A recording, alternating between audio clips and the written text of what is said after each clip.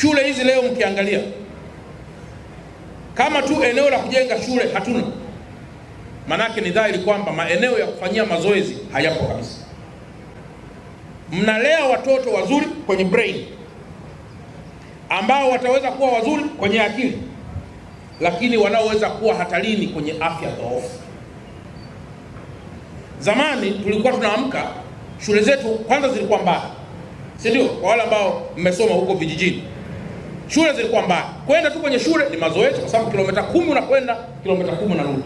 Lakini leo shule hazina viwanja, ambayo sio sera kabisa ya elimu ya sekondari wala msingi mtoto kuto kufanya mazoezi. Uongo kweli? Sasa lazima tuingie kwenye ubunifu mpya. Ni muhimu kuingia kwenye ushirikiano kati ya shule zenye viwanja na shule zisizo na viwanja, na watoto wetu kuwa wanakwenda na kujiofu, wanakwenda na kurudi, ili kuhakikisha kwamba muda mwingi wanafanya pia mazoezi. Leo Mheshimiwa Mkuu wa Wilaya, tumetoka pale kwenye hospitali, angekupa dokta takwimu ya sukari na presha leo, na serikali gharama inayotumika kwenda kununua dawa za presha na sukari leo, gharama yake inaweza kuwa ni zaidi ya gharama kubwa kuliko hata gharama ya flyover ya Mfugale na flyover ya Jazi. Kwa hiyo nimetoa hayo maelekezo, lakini katika mahitimisho ni maelekezo yanayoendana na pongezi kubwa kwa maslahi mapana wa Tanzania na Wanatandale kwa kujenga jengo hili zuri ambalo leo ni fahari ya kila mmoja. Nimetoa maelekezo kwa katibu tawala wa mkoa ndugu yangu Muhinte kwamba amwandikie barua katibu mkuu wa TAMISEMI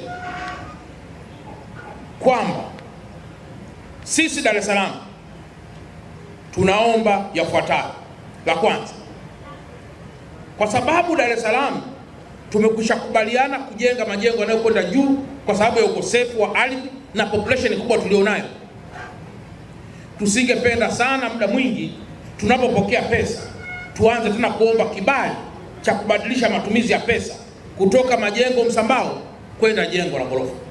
Kwa hiyo nimemwambia mwandikie barua katibu mkuu akiomba ridhaa kwamba tunaomba kutoka huko TAMISEMI tunapopokea pesa kuja huku wilayani ije moja kwa moja na maelekezo kwamba hela hiyo ni ya kujengea ghorofa la shule, ghorofa la hospitali, ghorofa la neno mbele kuwa kuna neno ghorofa, ili tusipoteze muda mwingi kuanza kuomba vibali vya kubadilisha na kupata kibali cha kubadilisha kujenga. Niliwaambia kitu kimoja kwamba sisi viongozi tukiwa ni wala rushwa, wapenda pesa, katika miradi hii haiwezi kutekelezeka, kwa sababu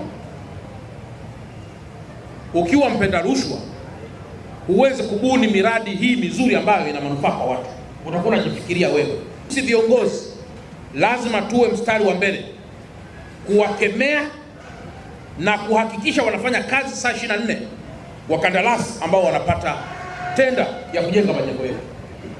Mkandarasi mzembe ni wa kufukuza saa 11:15, kwa sababu sisi tunahitaji speed, na hapa Dar es Salaam kazi fanyike usiku na nini jamani? Uwekezaji huu uliofanyika lazima uendane pia na vazi jingine. Vazi zuri la magorofa haya ni fence nzuri. Tandale ya miaka ile sio Tandale ya leo. Uongo kweli? Sasa Tandale leo amezungumzia uwekezaji, lakini zamani hakuna mtu alikuwa anakuja kuwekeza Tandale. Huwa mara nyingi nikiangalia kwenye clip mbalimbali nikiona wanafunzi wa mkoa wa Dar es Salaam na katika wilaya zake wanakaa chini, hawana madawati. Katika manispaa kubwa kama hizi, nataka niwathibitishie, wanafunzi kukaa chini wala sio uhaba wa fedha, ni ukosefu wa mipango, kwa sababu kila mwaka lazima uwe na projection ya si chini ya miaka 5, 10 mpaka 15, ukabana kweli kweli, pesa ipatikane na mfanye investment hii kubwa. Ujenzi huu wa magorofa isiwe kwa hisani, iwe ni agenda ya kudumu katika vikao vyenu vyote.